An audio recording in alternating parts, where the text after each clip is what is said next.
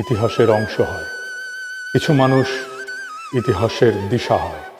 আমাদের প্রজন্মের জন্য খালেদা জিয়া ছিলেন দিশা, রাজনৈতিক আলোর দিশারি ছিলেন খালেদা জিয়া। তার কণ্ঠেই উচ্চারিত হতো বাংলাদেশের মানুষের আকাঙ্ক্ষার সবচেয়ে সরল অথচ সবচেয়ে শক্তিশালী বয়ান। 1991 সালের ঐতিহাসিক বিজয়ের আগে তার সর্বশেষ নির্বাচনী সভায় দেয়া তার একটা বক্তৃতা পরদিন দেশের প্রায় সব পত্রিকার শিরোনাম হয়েছিল, ওদের হাতে গোলামীর জিনজির, আমাদের হাতে স্বাধীনতার পতাকা। বাংলাদেশের কোনো রাজনৈতিক নেতা কখনো দেশের সম্মিলিত ভয় এবং স্বপ্নকে এত গভীরভাবে এত সহজে ভাষা দিতে পারেনি। আমাদের জাতির সবচেয়ে প্রাথমিক এবং সবচেয়ে প্রকট রাজনৈতিক শঙ্কা, ভারত আমাদের একদিন হয়তো মিথিক্যাল অখণ্ড ভারতের অংশ বানিয়ে ফেলবে। হয়তো তা হবে আক্ষরিক অর্থে অথবা রেটরিক্সে। শেখ হাসিনার শাসন আমলে আমরা এই আশঙ্কারই এক ড্রেস রিহার্সেল প্রত্যক্ষ করেছি।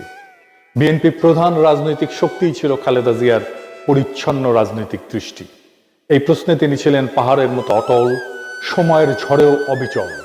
ইতিহাসে কিছু নেতা তাদের দলের চেয়েও বড় হয়ে যান, খালেদা জিয়া ছিলেন তেমনই একজন। তার দল কখনোই তার নেতৃত্বের যোগ্য ছিল না। ক্ষমতালোভী সিভিল মিলিটারি ব্যুরোক্রেসি আর অলিগার্কদের হাতে তার দল কলুষিত হয়েছে।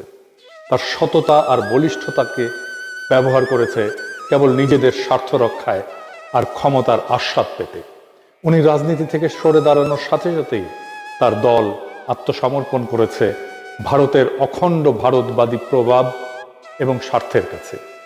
একসময় যার নাম শুনেই ভারত অস্বস্তিতে ভুগত, আজ তার পুত্রকেই দেশে ফিরতে দেখে তারাই আনন্দিত হয়, তার উপরেই ভরসা রাখে।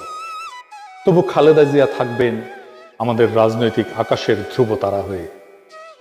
আমরা আবারও তাকাবো তার দিকেই রাজনৈতিক পথনির্দেশ পেতে। রাজনৈতিক দিক চেতনা হারালে আমরা আবারও স্মরণ করব এই মহাপ্রাণ, এই মহীয়সী নেতৃত্বের অটলতাকে। এই বিদায় অশ্রু দিয়ে নয়, এই বিদায় জানাতে হয় বুক ভরা গর্ব নিয়ে।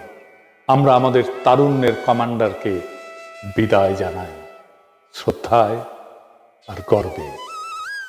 অসীমের পথে আপনার অনন্ত যাত্রা শুভ হোক কমান্ডার।